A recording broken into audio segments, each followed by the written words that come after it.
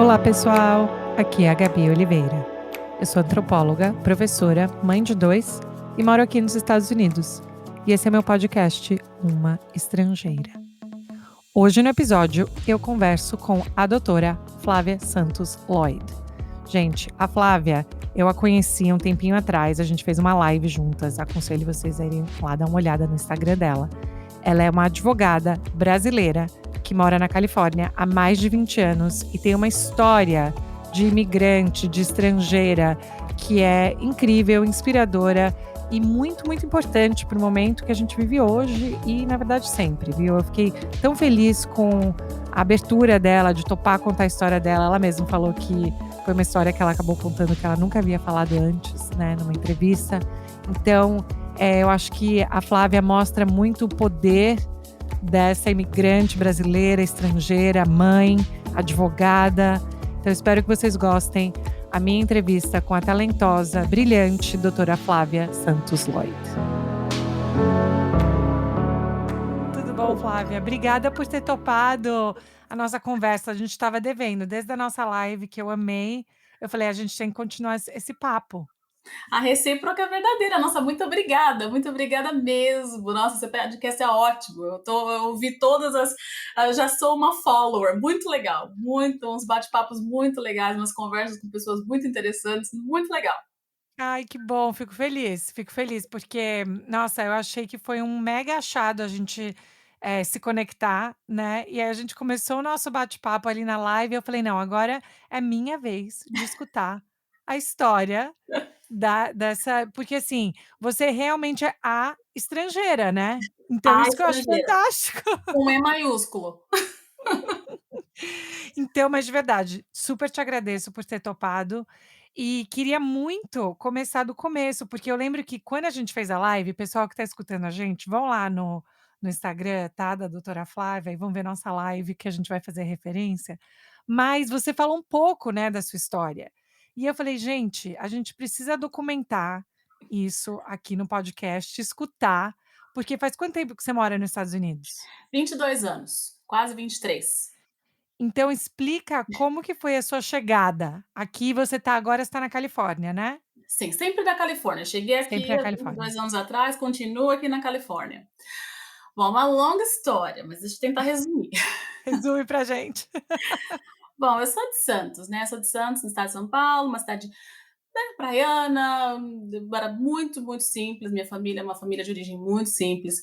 E como é que foi essa conexão com os Estados Unidos, né? Eu estudava inglês no Centro Cultural Brasil-Estados Unidos e ficava na biblioteca, viajando na maionese em catálogos e universidades. Ai, um dia eu vou para os Estados Unidos, mas não tinha um tão furado, né? Então era bolsista de tudo. De balé, eu era bolsista da Aliança Francesa. Minha mãe chegou na Aliança Francesa um dia e falou assim: então, quero fazer matrícula para minha filha. Aí a pessoa veio com a papelada toda. Ela, não, preciso falar com alguém aqui importante, um diretor. E por que, minha senhora? Porque a gente não tem dinheiro. Ela quer estudar, mas a gente não tem dinheiro. Então, esse é o começo da história. Eu sempre querendo mais do que eu podia. Então, nunca saí do estado, eu sei de Santos, São Paulo. Aí eu peguei, saí de Santos, fui fazer faculdade na USP, fui estudar português e russo na USP. Nada Uau! a ver com o que eu faço hoje, o meu sonho era ser acadêmica na época. Então, fui estudar e eu sempre com aquele sonho, né, de conhecer os Estados Unidos, e consegui uma bolsa para vir um ano para cá e 22 anos depois eu ainda estou aqui, mas eu nunca tinha entrado no avião, nunca. Eu saí Uau! de Santos para São Paulo e de São Paulo para os Estados Unidos. Mas você se formou em São Paulo primeiro antes de pegar a bolsa pra cá ou você veio naquele intercâmbio? Vim no intercâmbio Tá, e aí nunca mais voltei, nunca sim. mais voltei.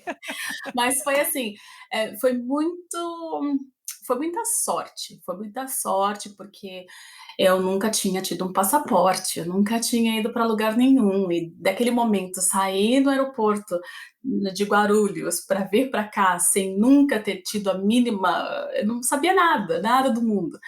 E com 20 anos, né, não tinha a mínima noção de nada. Mas foi Não assim era que nem ma aconteceu. não era nem maior de idade nos Estados Unidos, né, com 21.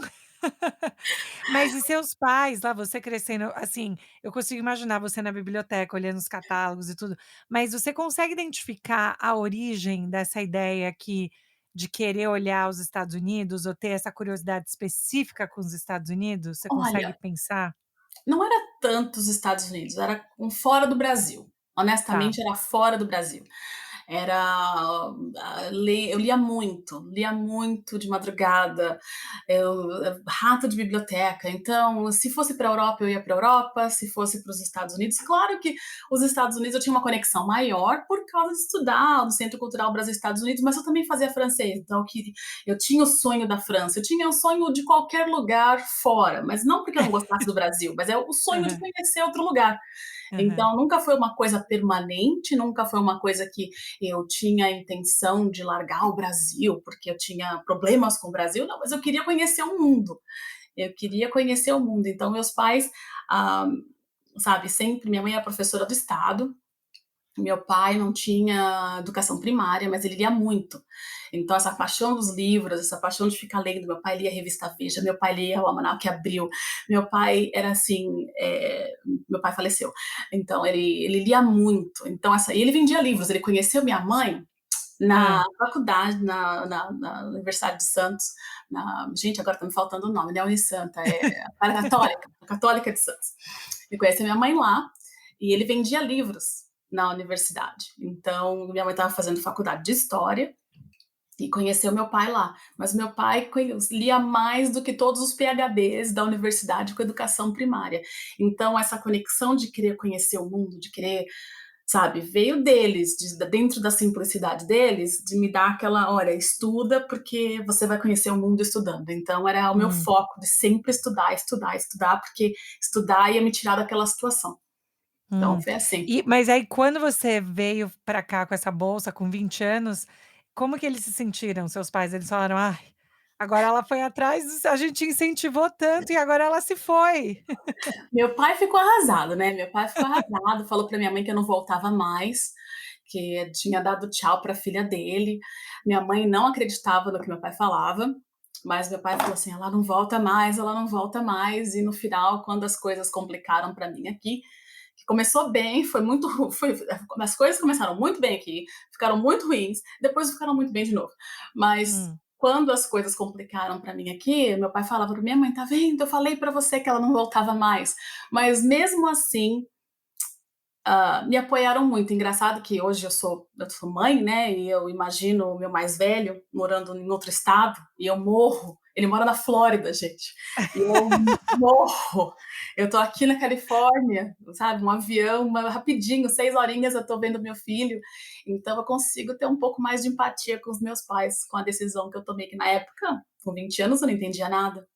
Nossa, com certeza, eu brinco com os meus pequenos aqui, até o Alex, meu marido, fala para o Jack: "Você sabe que o papai vai com você para o dormitório, né? Você sabe que eu vou morar com você".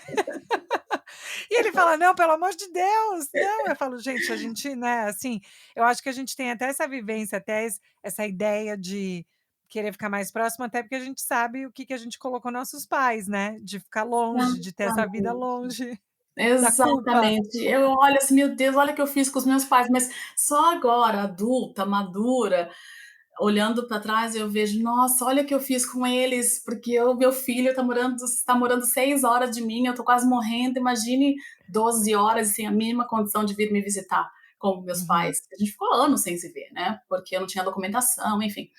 Hã, anos sem poder se ver e sem ter WhatsApp, se tem, sem ter, sabe, iPhones da vida que a gente tem hoje em dia para matar a saudade. É verdade, né. Mas então aí conta pra gente então, quando você chegou aqui, e aí você falou que estava indo muito bem, então você veio pra cá pra estudar com uma bolsa, você foi pra uma universidade ou pra onde você Sim, foi? eu fui para um community college, fui estudar inglês.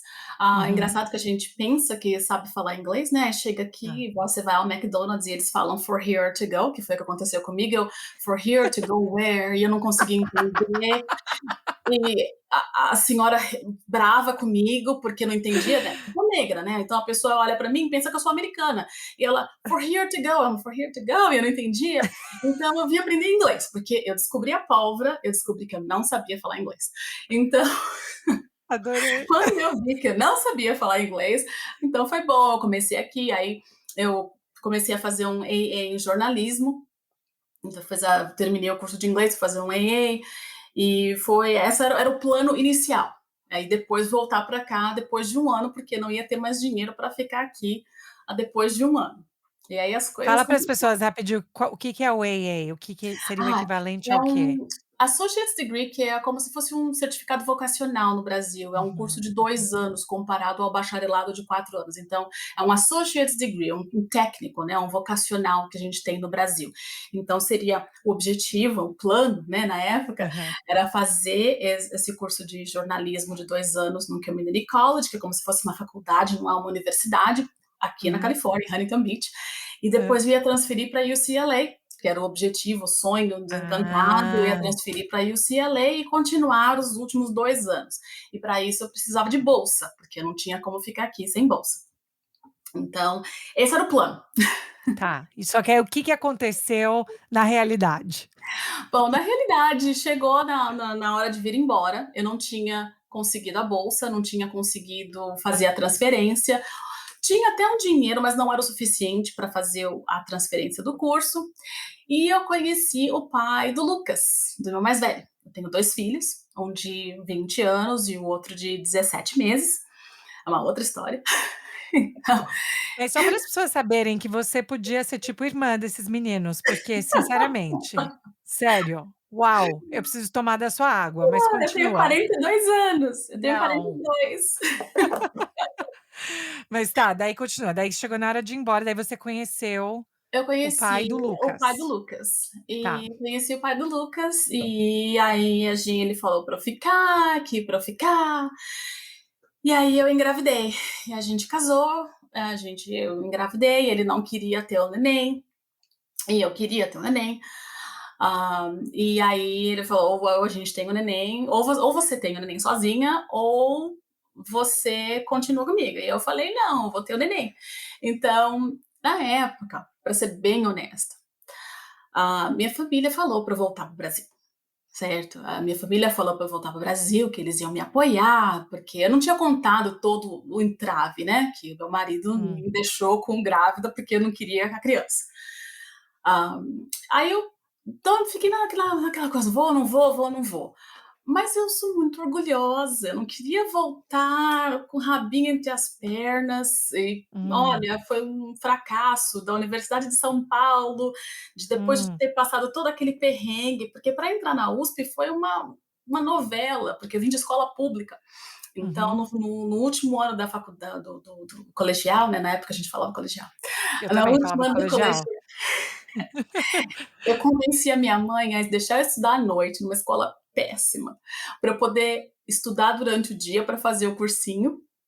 Ela conseguiu, minha mãe, como sempre, conseguiu uma bolsa para mim no objetivo para estudar durante o dia, fazer o terceiro ano colegial. E ela falou: ou você entra numa universidade pública ou você tem que trabalhar e estudar. E eu queria estudar. Então, Hum, todo esse contexto para entender o porquê que eu não queria voltar. Depois hum, de tudo aquilo, aquele sofrimento, hum. aquele sacrifício para conseguir as coisas, ia voltar mãe solteira, aí na época, sabe, não Todo voltei. o estigma, né, todo o estigma que também vem com isso e tal. É. Exatamente. Então eu falei assim: quer saber? Vou ficar. Aí eu fiquei sem status, fiquei sem documentação, porque na época eu não tinha feito a transição do visto de estudante para o caso de casamento. Aí foram muitos amigos da universidade, da faculdade, do Golden West College. Fiquei na casa da coordenadora de estudantes internacionais. Depois eu fiquei na casa de uma amiga de classe. São amigas até hoje, são pessoas que eu agradeço muito. Aí teve um pessoal de uma igreja. E olha, eu ficava pulando de casa em casa. Isso tudo Então, grávida? tudo grávida. Hum, Aí o pai do Lucas, na época, ele é um querido hoje, ele está muito bem, isso não é para falar mal dele, que ele é uma pessoa, ele é importante, um excelente pai, sabe? Sempre presente na uhum, vida do meu filho. uhum. Mas na época eu não tinha como trabalhar, porque eu não tinha documentação, eu estava grávida. Aí eu morava num apartamento, fui expulsa do apartamento porque ele não pagou aluguel. Aí foi Uau. aí que começou de casa em casa. Aí o pior de tudo, Gabi, assim, Uhum. o lowest, né, o fundo do Ponto mais poço. baixo, fundo do poço, sim. O mais baixo para mim, que ainda é a experiência que me centra até hoje. Quando as Hum, coisas estão ruins comigo, eu lembro. hum, Quando o Lucas tinha 2 semanas, de 15 dias, eu fui para um homeless shelter, fui para um abrigo, que eu não tinha mais para onde ir. Eu já tinha ficado, sabe quando você excede? Eu tenho bom senso. Excedi a boa vontade de todo mundo, então já não tinha mais para onde ir. E eu estava ficando, na última casa onde eu fiquei, foi de um ex-roommate, um ex-amigo de quarto do meu uhum, ex-marido, do pai do Lucas. Ele falou assim: eu sou um homem solteiro, eu não posso ficar aqui com uma criança. E foi quando eu fui parar no abrigo, onde eu hum, fiquei com o Lucas por uns dias. E aí, uma das amigas do roommate do pai do Lucas, não, não, não, você não vai ficar aqui. E me tirou de lá. Então, hum, essa experiência é o que me centra até hoje. Assim, quando as coisas estão muito, sabe, ficando doida, deadline, é migração, é problema, é funcionário, é filha. Eu não podia ser pior. Eu ainda comi peixe, porque hum. eu não gosto de peixe. No abrigo, eu não cheguei lá, tinha que comer peixe. Eu odeio peixe. Tenho horror de peixe. Aí chego lá no primeiro dia com o neném no colo, naquele quarto com um monte de gente, aquele banheiro nojento, com sabe, a bolsinha de bebê. E a refeição que eles me dão é peixe. Eu até hoje odeio peixe. Odeio Traumati peixe. traumatizou, né, não saiu esse Traumatizou. pedaço. Então, aí depois, para resumir, porque é uma longa história, como eu disse, ah, o pai do Lucas a gente tentou voltar, não deu certo, mas aí nesse meio tempo eu consegui, depois de uns 2 anos que o Lucas nasceu, eu consegui a documentação, porque na época o pai dele não tinha dinheiro, não tinha dinheiro, então era ou pagava o aluguel ou tinha a taxa do dinheiro da imigração. Então Hum, eu não consegui enviar a minha documentação, apesar de ser elegível para o Green Card, eu não tinha hum, dinheiro para as taxas. hum. Então estava limpando casas, eu cuidava de crianças, eu dirigi um carro, esse carro até hoje é muito engraçado, 1982 Honda Accord, com 300 e poucos mil milhas, e você tinha que colocar o pé na embreagem e no pé no acelerador, porque senão o carro morria. Então não Ao podia mesmo parar tempo? 100% ao mesmo tempo. Então o carro morria. Então você tinha Hã, que ficar lá na primeira, você parava no sinal, e você ficava com o pé na embreagem, da embreagem, né? Fala embreagem e no embreagem. acelerador, para ficar equilibrando, para não morrer o bendito. Até o dia que ele morreu com o Lucas, na Beach Boulevard, uma avenida enorme, com 5 faixas, o carro morreu. E uma senhora saiu, viu o desespero, me ajudou. Eu tenho muitas, tenho muita sorte. Eu tenho Hum, muita gente boa na minha vida, muita gente boa. Em todos os momentos, em todos os perrengues, em todas as necessidades, de comida, de roupa, de sapato, de tudo que eu precisei. Então, assim, pode ser uma história complicada, mas foi com a ajuda de muitas pessoas, inclusive chegou ao ponto da taxa da imigração que eu não tinha para poder fazer a uhum, documentação. A mãe do pai do Lucas falou: não, eu vou dar o dinheiro porque isso é um círculo vicioso, sabe? Eu limpava a casa, cuidava de criança, limpava a casa, cuidava de criança, e não chegava em lugar nenhum, sendo que eu sabia que eu tinha potencial. hum, Que minha vida teve uma grande pausa. sim. É. Mas uma coisa que é interessante, né, assim, primeiro, assim, você contando essa história, pra quem não consegue ver você no vídeo, né, você tem uma energia muito, muito positiva e o jeito que você está retratando é falando sobre sorte. Eu acho que várias pessoas, podem escutar essa história e falar: "Na verdade, olha quantas coisas não aconteceram, né, quanta falta de sorte em alguns momentos", mas você está olhando realmente os momentos, né, de sorte, mas nesse período que você estava, enfim, que você estava grávida, indo de um lugar para o outro, acabando no abrigo, e aí qual status imigratório você ficava? Porque você já estava casada, então você não tinha nem uma aquele antes do green Nada, card? nada, Nada? porque eu não tinha dinheiro para aplicar. Eu estava com Para o aplicar para F1, nada?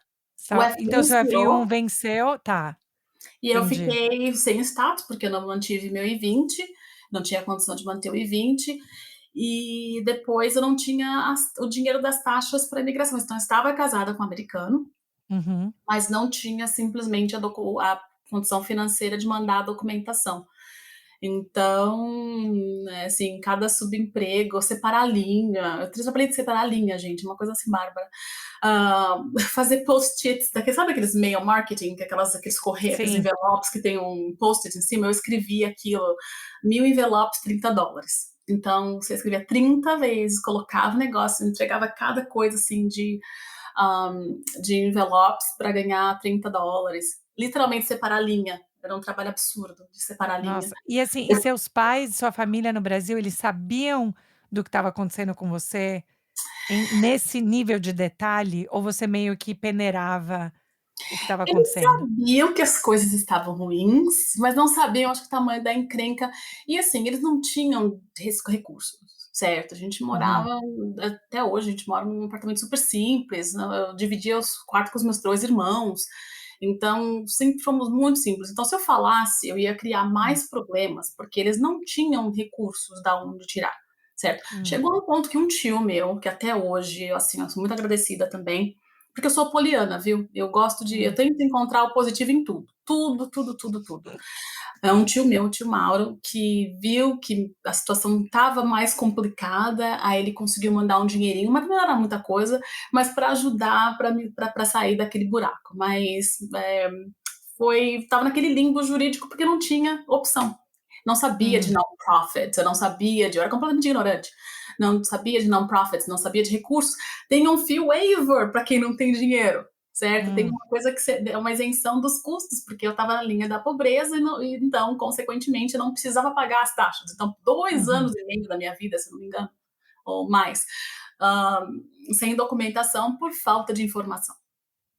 E aí Então, o Lucas pequenininho, como que você fazia com os arranjos para ele, assim? Ele já podia ir numa escolinha até esses 2 não. anos, como que você fazia? Ele cuidava de criança e ele limpava a casa comigo.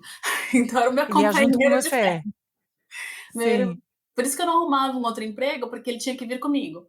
Uhum, Então, onde eu ia, aí eu arrumei um emprego cuidando de 2 crianças, babá full time, de uhum, uma enfermeira, e eu levava ele comigo. Então, eu cuidava de 3 crianças, né, com o Lucas, então eu ganhava $200 por semana. hum, Que nem na época era menos que o minimum wage, mas eu tinha um dinheirinho para colocar gasolina no carro, para comprar comida e ao mesmo tempo ajudar no aluguel e ao mesmo tempo estar trabalhando e cuidando do Lucas durante o dia. E que tipo, assim, durante esse momento, né, um momento super vulnerável, porque você tá meio que à mercê do emprego que vão te oferecer pela sua estrutura, né, familiar, Uhum. e você sentiu que, enfim, não ser dos Estados Unidos, ou falar inglês, ou falar português, ou ser quem você é, que tipos de preconceitos existiam para você ou não conseguir um emprego ou não ser dado uma chance? Era mais essa questão da sua estrutura familiar? Era a questão da estrutura familiar, número um, porque não tinha onde deixar o Lucas, não tinha onde deixar o Lucas, não tinha opção, mas também eu não tinha documentação. E eu tinha, na época, um seguro social, que lógico é o mesmo até hoje, né? Mas o meu seguro falava que não era autorizado para trabalhar, porque na época que eu cheguei Uhum, aqui, 90 e poucos, né, 99, ainda era fácil de receber o seguro social. Mas aí as pessoas falavam para mim: olha, pega o seu seguro, tira uma cópia, coloca o Errorex, faz uma outra cópia e usa o seguro para aplicar para o trabalho. E em toda a minha ignorância, eu não fiz uhum. isso. Eu Hum, não fiz isso, então isso me limitava mais ainda. Ah, eu posso te hum, conseguir um trabalho no McDonald's. Só você tem um seguro, você está 10 vezes à frente de outras pessoas. Mas eu não tinha, eu não sei se era bom senso, eu não sei se era, sabe, aquele gut algum feeling, aquela medo, aquele medo, medo. tipo, uma sensação que é alguma coisa errada. Aquilo para mim, olha, eu cometi vários erros na vida, mas aquele de falar assim: "Não, vou conseguir um empregozinho melhor, mas eu tenho que fazer sabe, falsidade ideológica, documentos falsos", aí já eu estava fora da minha própria zona de conforto. Sim, eu estava Hum, trabalhando ilegalmente, sim, eu estava aqui sem status, mas dentro daquele cenário eu ainda tinha um limite, e começar a uhum, falsificar documento, as coisas assim, eu não tive. Então, era a combinação, não era necessariamente preconceito, mas era questão de não ter de quem cuidar do Lucas, não ter a documentação e também ter pessoas que tomam vantagem de você. certo? Porque, Uhum, por exemplo, uhum, na época eu cuidava das crianças das 6 da manhã às 5 da tarde por $200 por semana. Tudo bem que hum, isso foi em 2000, mas era menos do que o minimum hum. wage, certo? Do É, salário mínimo. Era do salário menos que o mínimo. salário mínimo. Então, a agência de brasileiros que me arrumou o emprego, mas a pessoa que me contratou, tomaram a vantagem, certo? Sim, Levaram vantagem de uma situação vulnerável. Então, sim. é uma combinação de coisas. Porque essa questão do status, né, acho que às vezes as pessoas não têm ideia do quanto isso segura, quando fala: "Ai, por que não faz isso, não faz aquilo?", mas é realmente uma desvantagem brutal, né, para você É, existir na sociedade americana. com certeza, na época não tinha que tem hoje, que tem licença para indocumentados aqui na Califórnia, não tinha isso. Uhum. Você tinha que dirigir o carro com medo que se a polícia te parasse, você estava sem licença e ainda por cima você tem o problema migratório. Então, te tolhe, te corta. Eu, na minha cabeça, eu era a pessoa que tinha a possibilidade do mundo, Hum, o mundo estava na minha frente, mas eu tinha aquele grande pequeno empecilho que era a sim. documentação, de não poder fazer nada na minha vida. Agora então vamos indo para a transição de quando as coisas começaram a melhorar. Melhorando bastante, graças a Deus. Não, gente, vocês precisam ver, a gente vai colocar essa foto na hora que a gente for divulgar de todos os diplomas pendurados nessa parede, então assim, de conquista atrás de conquista, mas aí então conta pra gente então, quando as coisas começaram a mudar pra você? Com os documentos. Chegaram os documentos. A minha sogra, a minha ex-sogra na época, me levou até o Target, eu comprei uma roupa e comecei. Ela me levou numa agência de empregos e eu comecei a fazer tempo, né? Trabalhos temporários numa agência de seguros, enfim. E aí eu queria trabalho, eu queria, né, trabalhar oficialmente. Na época, a gente, era jornal, né? Então eu peguei o jornal, aí estava procurando Uhum, emprego. E não qualificava para nada. O que eu ia fazer com português e russo? Para fazer uma longa história curta, o que, que eu fiz? Tinha lá um emprego, legal assistant, assistente jurídico, sabe isso, não sabia nada. Mas outras línguas, ele queria outras línguas. E eu falava outras línguas.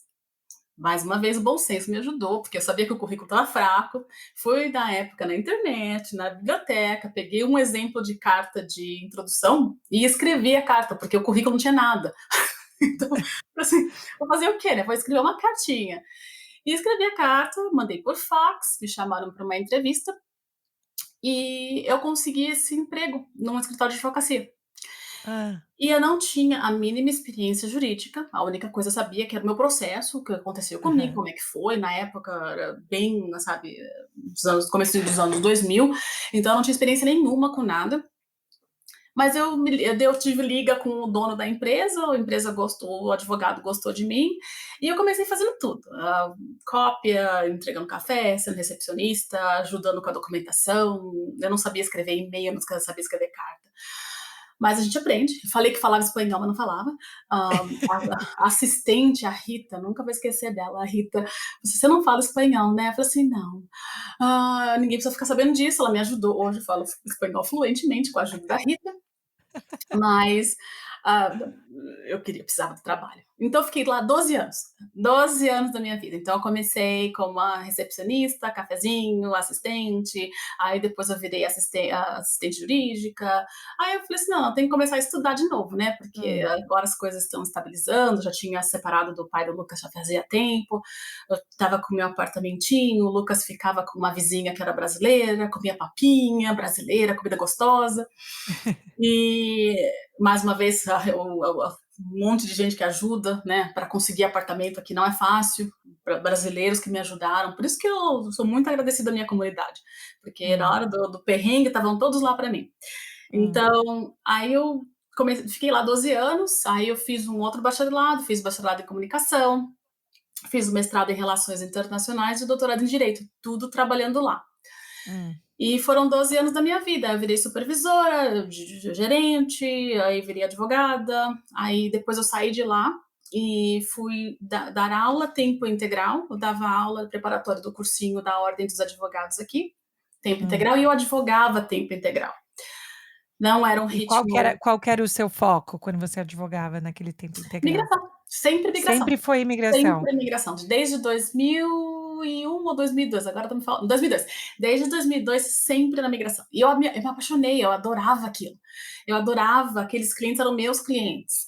E foi, começou a me irritar, falei assim, peraí, eu faço todo o trabalho, eu Hum, lido com o cliente, eu tenho paciência o dia inteiro de ficar lá com o cliente, que quem leva o louvor é o advogado? Não, não, não, não, isso vai mudar. hum, Isso vai hum. mudar, porque não é possível um negócio desse, eu não posso assinar nada. Na minha cabeça, eu não podia, não poder assinar a documentação que eu preparei, aquilo me Hã, incomodava muito. Porque eu fiz a pesquisa, eu escrevi tudo, e eu adorava o negócio, certo? Eu hum. adorava, virei presidente da Associação de Paralegals do Condado de Orange, eu comecei a fazer networking, eu me envolvi em tudo. Porque assim, sou ligada no 220, né? Tudo que eu faço 10 vezes mais do que eu tenho que fazer. Quando eu falo que eu vou parar, largar tudo, de vez em quando, Gabi, eu falo assim: vou largar tudo, vou dar aula de zumba, que é a minha coisa que eu mais gosto na vida da Terra. Eu sou zumbeira, tenho uma vida toda na academia, todo mundo sabe minha vida, a parte da academia. Aí meu marido olha pra mim, ele fala assim: minha mãe também fala isso. Aí você vai começar a dar 10 aulas por dia, aí você vai querer Sim, fazer um DVD, aí você vai querer escrever um livro sobre a Zumba, aí você vai ser a gerente do não sei o que da Zumba, vai ser a mesma coisa. Então continua na advocacia. é verdade, é Então, verdade. Você vai e ser foi tipo assim, aí presidente da associação de zumba do eu vou fazer audition e vou trabalhar pro Beto Pereza, você sério. Não, mas isso é fantástico. Mas aí quando então você diria que a sua experiência pessoal, né, porque como você falou, você foi pra USP estudar português e russo, e aí você veio fazer intercâmbio, daí essa questão de jornalismo, escrever, e aí você indo para essa parte jurídica, você acha que tem muito a ver com a sua experiência? tudo a Ou ver. essa parte quando você pegou o jornal e você circulou o trabalho, você acha que foi um ato consciente de falar: "Olha, eu quero deixa eu ver como que é essa parte jurídica, já que eu sou parte disso faz tanto tempo".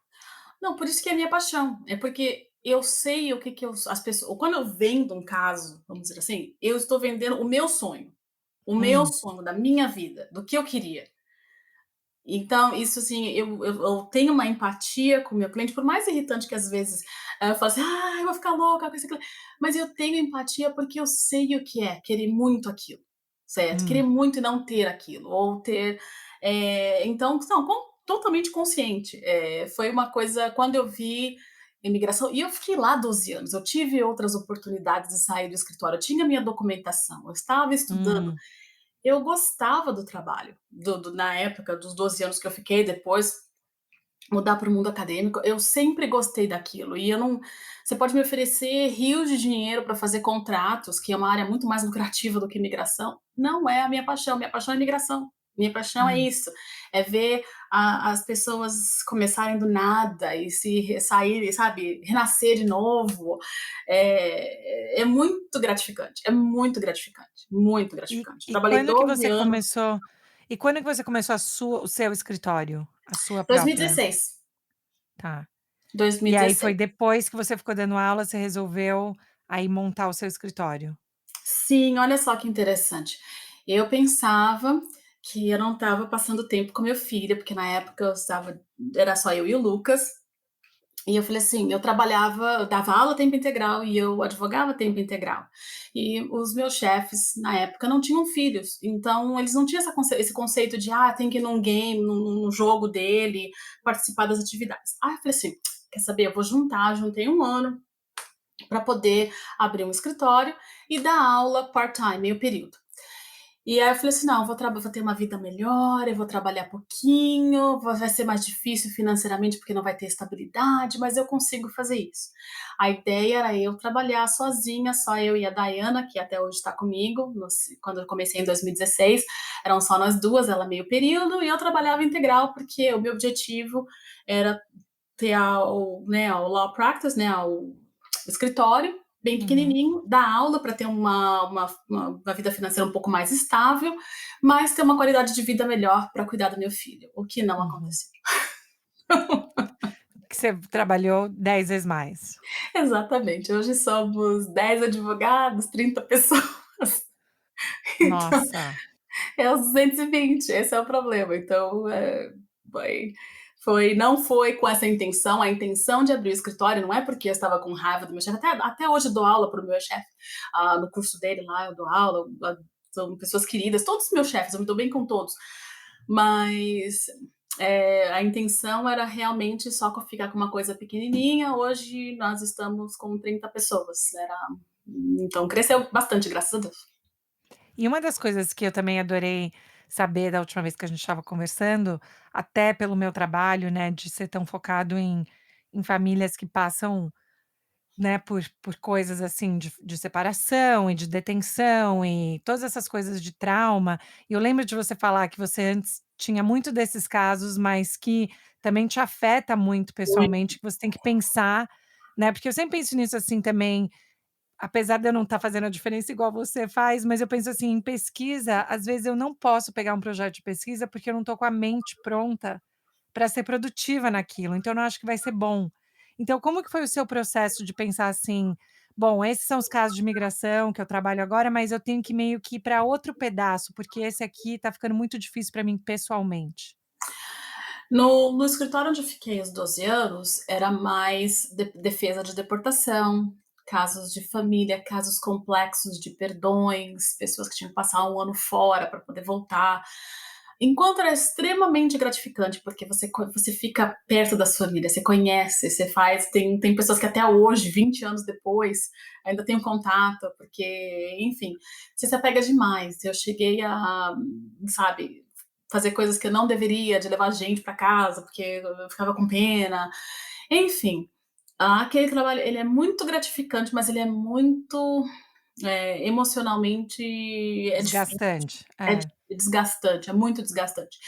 Então, eu não abri o escritório com a intenção de fazer alguma coisa diferente, muito pelo contrário, aquilo era a minha zona de conforto, mas eu tive alguns clientes no começo do meu escritório que abriram um leque de Hum, entretenimento, de atletismo, de investimento que eu não tinha acesso, certo? Eu não tinha hum, acesso a determinadas pessoas, eu não tinha acesso a gente famosa, gente rica, não tinha a mínima. Eu pensava que eu ia fazer deportação, mas o que aconteceu é que foram alguns clientes no começo, quando eu abri meu escritório, que confiaram em mim e me levaram para um outro caminho de imigração.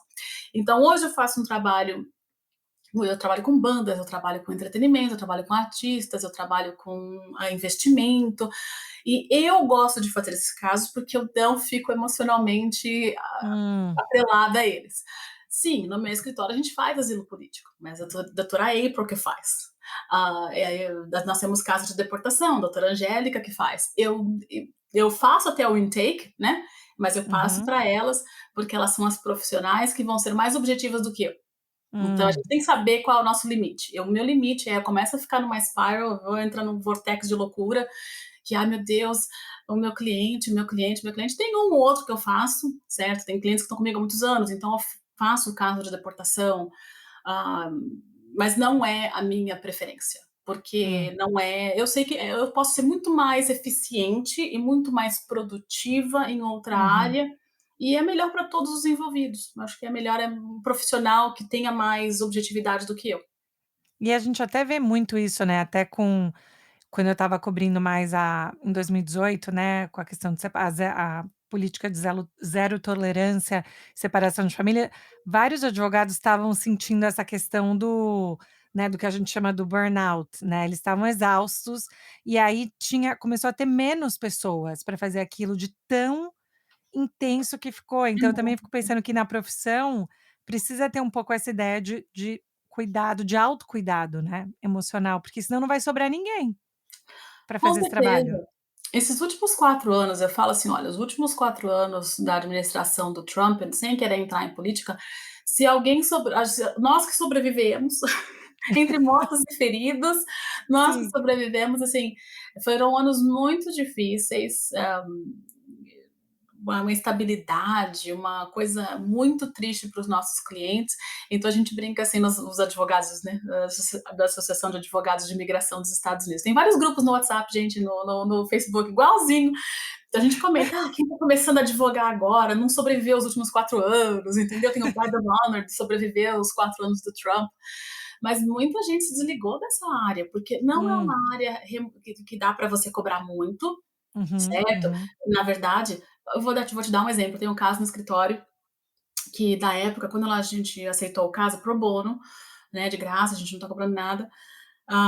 Né, as leis de violência doméstica eram ótimas, e aí mudou no meio do caminho com o Jeff Uhum, Sessions e o Matter of uhum. A&B, e o caso que era maravilhoso ficou péssimo, e a gente ainda está tentando ajudar essa senhora que foi esfaqueada 16 vezes em frente dos seus 2 filhos, certo? Que se Uau, apresentou na fronteira com os 2 filhos, porque o marido saiu da prisão, sabia que ia matá-la, ela veio, se apresentou na fronteira, foi separada dos 2 filhos, certo? uau. Mas qual era a opção? Ficar lá e ser assassinada pelo marido, ou vir para cá e se separar dos filhos? Uhum, Depois foi reunificada e a gente está tentando fazer o asilo político dela, e as leis mudaram completamente. Agora imagina, isso é um de vários hum, casos. Imagina quem trabalha com isso todo dia vendo esse tipo de trauma. Não dá, não uhum. dá, é muito, muito, muito, muito difícil.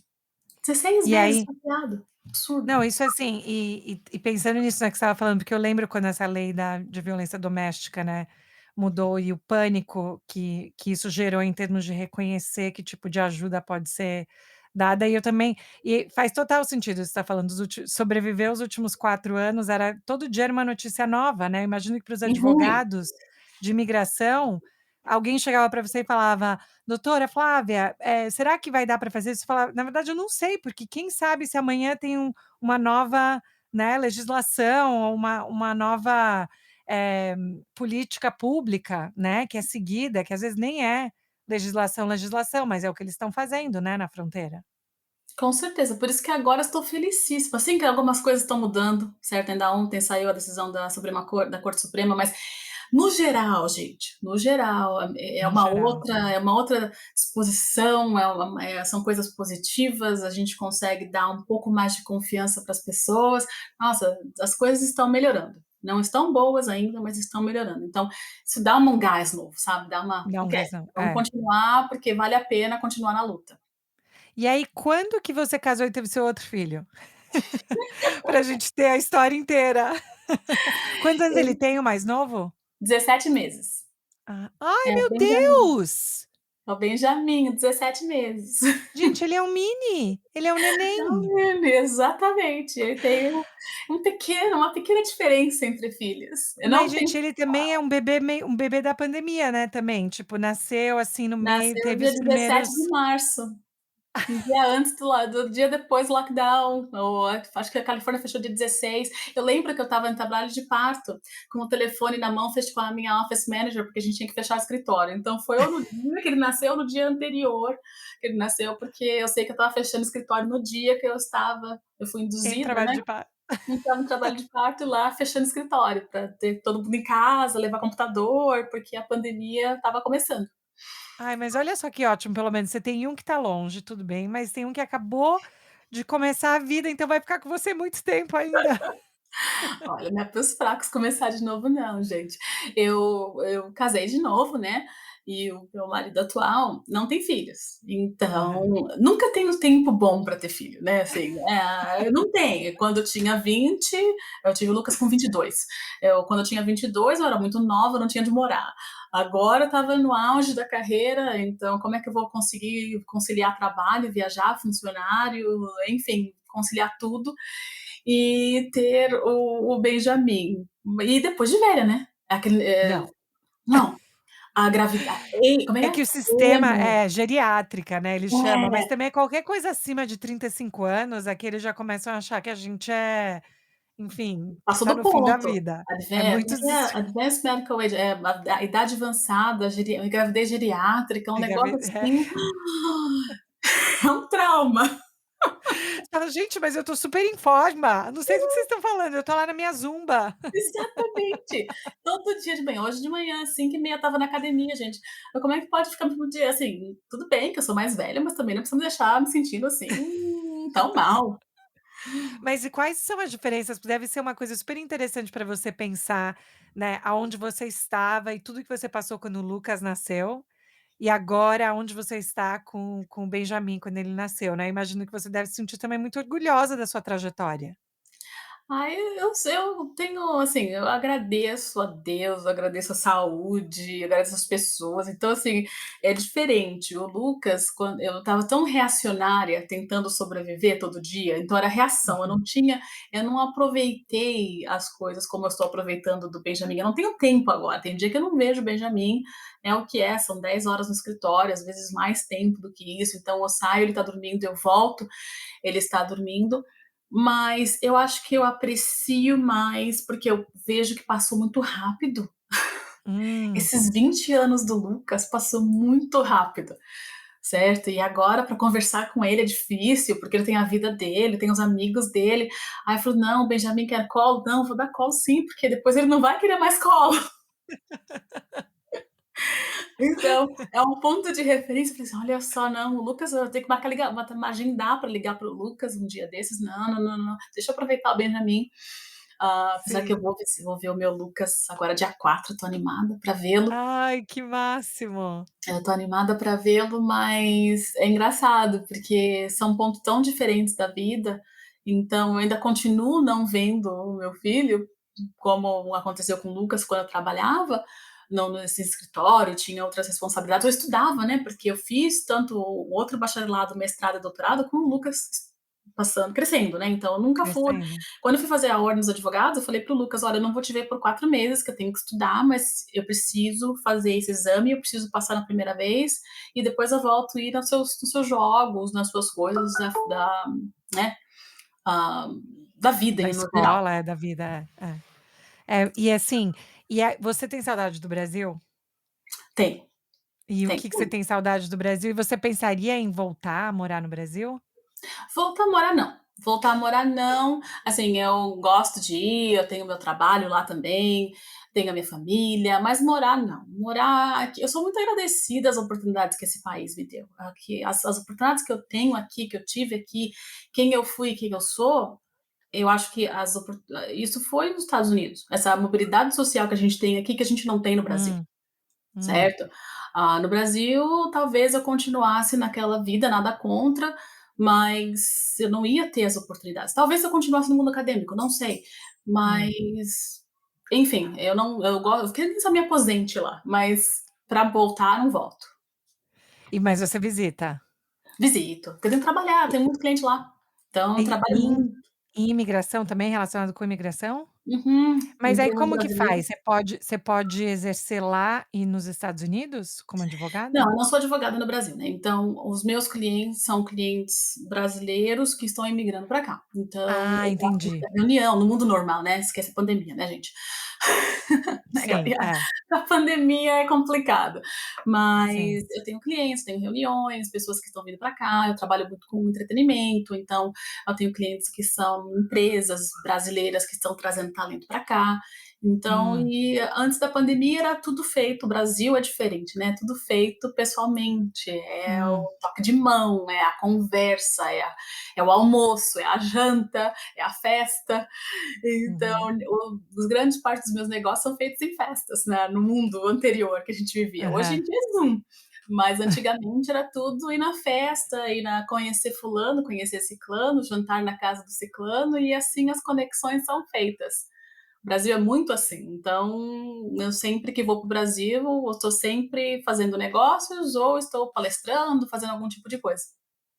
E alguém da sua família acabou vindo também para os Estados Unidos ou só você da sua família mora aqui? Minha mãe mora comigo agora. Meus irmãos, eu fiz uma petição para meus irmãos em 2006. Ficou Uau, vigente o ano passado, mas aí o ano passado acabou. Então eles estão esperando até hoje a entrevista deles no Rio de Janeiro para pegar o green card deles. Mas eventualmente é aquela coisa: se Maomé não vai à montanha, não vou poder morar no Brasil, né? Mas a montanha vem o você Maomé, então eu quero minha família aqui. incrível. A petição de 2006, Uhum, né. ficou É vigente o ano isso que passado. isso que é muito, eu sei que a gente está quase no horário aqui, mas uma das coisas, né, que as pessoas sempre perguntam, né: "Ah, mas, porque muita gente tenta vir, né, para os Estados Unidos ali pela fronteira. E aí várias pessoas falam assim: "Ah, por que que você não vem pelo meio X?" Uhum. Porque essa fila, né, que às vezes as pessoas querem que entre, que essa fila às vezes ela nem existe, né, para você entrar, porque é uma coisa de 10 anos, 15 anos, 20 anos, né, para algumas coisas se moverem. Então eu sempre fico pensando, né, nessa ideia que às vezes no desespero, as pessoas também agem por isso, né, pelo Com desespero, até certeza. como o caso que você explicou da mulher que chegou na fronteira, tipo, é desespero, não é que a pessoa está querendo de verdade infringir a lei, que ela está querendo fazer alguma coisa que né, mas é que tudo toma muito tempo. Não, com certeza, com certeza. Se meus irmãos são advogados no Brasil, se eles não tivessem a estabilidade, a vida que eles têm hoje, eu entenderia, eu não julgo as pessoas que. Eu não coloco as pessoas em caixas, porque cada pessoa é uma história, cada pessoa é uma vida, cada pessoa tem uma história. Eu não consigo falar assim, você entrou pela fronteira, você Hum, é menos que eu que entrei pelo aeroporto. Mas eu fiquei aqui sem status também. Então, qual é a diferença entre a gente? Não tem diferença. hum, Então hum. normalmente eu gosto de ouvir. Eu gosto de ouvir o que a pessoa tem para contar, porque quando você ouve, você aprende, você conhece as pessoas, você consegue ver o cinza, né? É tão fácil colocar preto no branco, falar assim, não, você fez a coisa reta, você fez a coisa certa. Mas e o cinza? O cinza permeia a nossa vida. Com certeza. Que aula de autoestima, conquista, positividade. Vamos jogar zumba também no meio. Chamar pro Beto Perezo, vou fazer uma audição, uma audição. Gente, escuta a gente aqui, ó, que ela quer. Vamos já jogar para o universo. Não, mas adorei, que história incrível. Isso dá livro, né? Pois sei lá. Eu acho que os meus clientes, essas pessoas que passam, igual essa senhora que eu não vejo a hora que a gente consiga pegar o asilo dela, sabe? Essas pessoas merecem, assim, uma plataforma maior. Eu faço meu Hum, trabalho, eu gosto de estudar, eu vou indo. Então eu não acho tão assim. Eu acho, a gente tem que ter foco e ter objetivo. Teimosia, muita teimosia. muita teimosia. Olha só, adorei. Esse vai ser uma das minhas tiradas disso. Mas que honra poder conversar com esse orgulho nacional, né, doutora Flávia. E que fantástico poder escutar a sua história. Fiquei muito, muito, muito feliz. Poxa, Gabi, obrigada a você, obrigada a você. Eu nunca tinha feito um podcast na vida, não sabia como é que Ah, funcionava. deu tudo certo. Achei muito legal, diferente o formato, então adorei, adorei, adorei. Inclusive, eu estava ouvindo o seu podcast e eu falei assim, nossa, mas que legal, que coisa diferente. Então, olha, parabéns pelo seu trabalho, pelas suas conquistas Ai, também. não, obrigada. Eu gosto do podcast, porque eu não sou muito da turma da câmera, né. Eu nunca tô, enfim, com uma roupa apropriada, eu nunca tô com maquiagem, meu cabelo às vezes tá lavado, então o podcast me dá esse caminho para eu poder fazer essas coisas. Então eu gosto. Eu acho que às vezes até dá uma conversa diferente do que quando você acha que você está sendo assistida, sabe, com a câmera, não sei, Com isso é para certeza. outra investigação. Mas eu Pois amei, promessa, vamos continuar nossos eu não sei se eu papos. conseguiria falar de tanta coisa que eu falei com você. Eu nunca falei de determinados assuntos como eu falei com você hoje. Eu acho que o fato de não ter a câmera e de não ter Hum. ninguém estar me vendo, exceto você, ah, eu me senti mais à vontade, né? A À palavra é à vontade, ó vontade, que mais à legal. vontade de Adorei. conversar do que se tivesse uma câmera, talvez eu não falaria, né? Porque eu nunca falei sobre esse assunto assim. Parabéns pelos filhotes também, que Obrigada. orgulho por todas as conquistas e volta aqui para a gente conversar de novo, Muito obrigada, Gabi. tá bom? Um beijo, Obrigada, adorei. obrigada a você.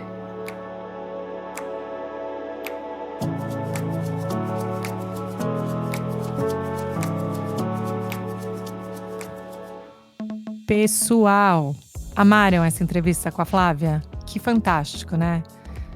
Eu gostei muito, como eu falei, aprendi muito com ela e quero ver ela nesse lance de zumba, hein? Porque ela já falou que ela gosta. Então, como tudo que ela se dedica dá certo, vamos ver agora ela com essas aulas de zumba, que eu amei saber disso também. E então eu espero que vocês tenham gostado. Vão lá no nosso Instagram, Uma Estrangeira Podcast, deixem seus comentários, compartilhem quando vocês ouvirem, falem as partes preferidas de vocês ou mandem um e-mail pra gente, umaestrangeirapodcast@gmail.com, tá bom? Gente, boa semana pra vocês, se cuidem e a gente se vê, tá bom? Um beijo!